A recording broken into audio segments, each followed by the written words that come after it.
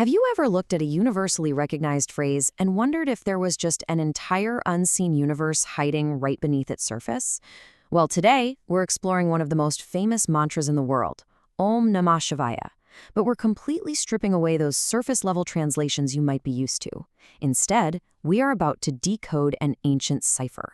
Together, we're going to transform our understanding of this phrase from a simple devotional prayer into a highly sophisticated piece of spiritual technology. Let's dive right in. Here is our roadmap for this explainer. We'll start with part 1, the precious jewel of life. Then we'll move into decoding the elemental pillars, explore shifting the energetic code, map out the microcosmic geometry and chakras, and finally reach the science of sound dissolution. All right, part 1, the precious jewel of life. We need to begin by fundamentally shifting our perspective here, contrasting the popular, exoteric view of the Panchakakshara, which really just translates to the 5-syllable mantra, with its true esoteric nature. Picture this scriptural genesis like a cosmic set of Russian nesting dolls, resuming way in from the vast, broad outer casing of the ancient Veda Samhitas. We step down a level into the Taittiriya Samhita and then concentrate our focus even further into the central Shatarudriya hymn. And finally, at the exact structural core of this massive textual universe, we find 2 sacred letters forming the name of Shiva. Traditional esoteric systems designate this exact core as the Jivaratna, literally the precious jewel of life. And this placement is absolutely no accident. It tells us that all Vedic ritualism and philosophy converge right onto the single, highly concentrated acoustic pivot.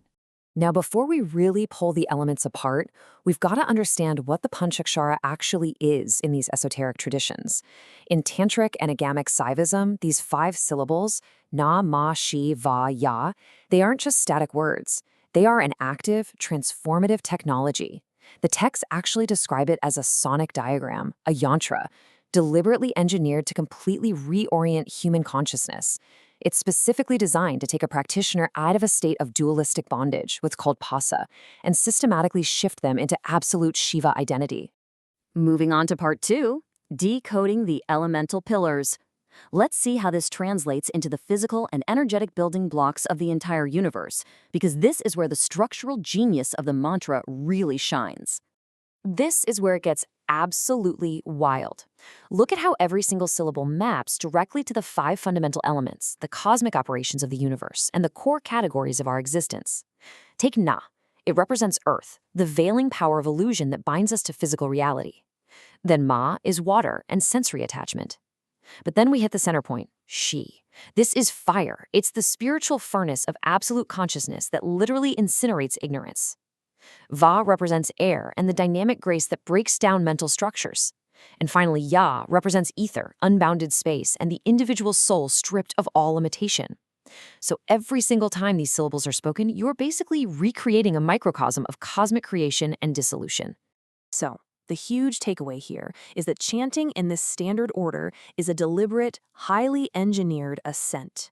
You are quite literally pulling the soul from dense matter and karmic entanglement at the base, those earth and water elements, burning it up in the fire of the center, and carrying it upward into pure, boundless consciousness at the level of air and ether.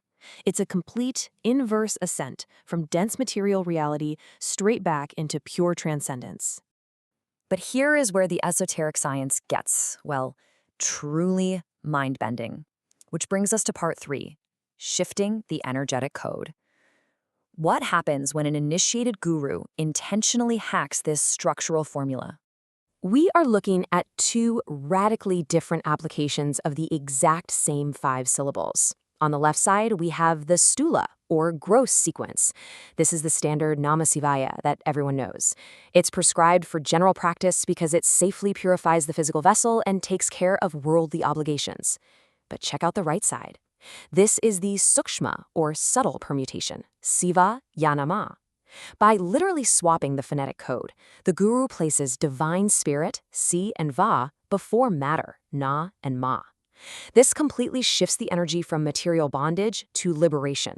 It redirects the mantra's trajectory, positioning the soul directly between divine grace and the world, systematically crushing the illusion of Maya. Now, let's trace this timeline of the soul's development, because you aren't meant to stay at that gross level forever. As a practitioner advances, the guru alters the code again, and the formula progressively sheds its worldly attributes. From that subtle sukshma phase, it entirely drops the syllables for earth and water to become the karana, or causal permutation, si-va-ya siva. Then it compresses even further into the mahakarana phase, just siva-ya, where you meditate exclusively on the unity of Shiva, Sakti, and soul. Finally, all dualism totally collapses into the mukti permutation. Only the single, monolithic liberating seed of Si remains, representing absolute transcendence of sequential sound and mind. Having explored the elemental code, we move to part 4, microcosmic geometry and chakras, where we map the sacred geometry directly onto the subtle human body. If we look at the ancient texts of Siddharth Thirumalar, we find this incredibly intricate matrix called the Mula Chakra. It's essentially a 25-chamber yantra that systematically cycles those 5 syllables. And what this does is create a resonant acoustic standing wave within the practitioner's subtle body. Notice how row 3 anchors the gross physical reality, that standard stula sequence, right at the very center of the diagram. Meanwhile, row 1 establishes the subtle, liberating sukshma sequence at the top. It is a flawlessly balanced matrix of cosmological forces. And from there, classical Shaiva Yoga actually takes these acoustic seeds and maps them directly onto the anatomical chakras along your central channel. As the practitioner raises their latent spiritual energy, or kundalini, from the root, they mentally project these precise acoustic seeds right into their body. You start with the heavy physical density of Na at the root, move up through the creative water of Ma, pass into the spiritual fire of Si at the navel, up to the unstruck grace of Va at the heart, and dissolve into the unbounded space of Ya at the throat. You are literally carrying human awareness up the central channel until absolutely everything dissolves into the primordial vibration of Om at the eyebrow center. Which brings us to our final phase, part 5, the science of sound dissolution. This is the point where chanting ceases to be physical speech altogether and transforms entirely into the continuous internal movement of subtle resonance. Take a look at these 4 progressive states of sound subtlety.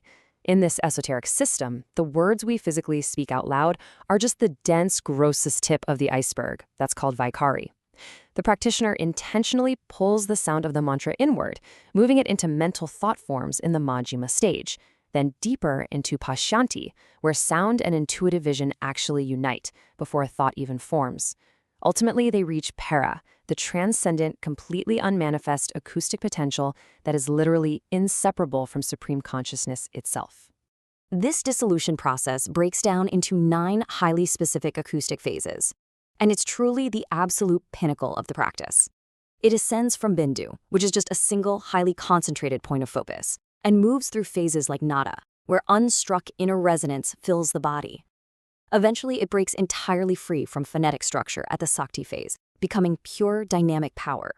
Finally, it arrives at the ultimate transmental state of Unmana. At this 9th stage, all dualistic cognition, all mental representation completely vanishes into pure, unmanifest awareness. And as the ancient texts point out, arriving at this ultimate state of silence triggers 2 profound simultaneous realizations. First, you realize that your individual self is boundless. And second, you realize that supreme consciousness pervades absolutely everything. In this profound state of silence, the mantra isn't something you chant anymore. Instead, it becomes a mirror of reality itself. It shows you that supreme consciousness is eternally expressing itself as the universe through this seamless sonic dynamic. So, as we wrap up this explainer, I want to leave you with a thought to ponder. We've just uncovered how 5 simple syllables, widely known all over the world, actually contain a highly sophisticated, multi-layered schematic for human liberation and cosmic mechanics. So if such profound structural mastery is hiding in plain sight within this ancient sound, what other transformative technologies are out there, just waiting for you to unlock them? Keep learning, keep questioning, and I'll catch you in the next explainer.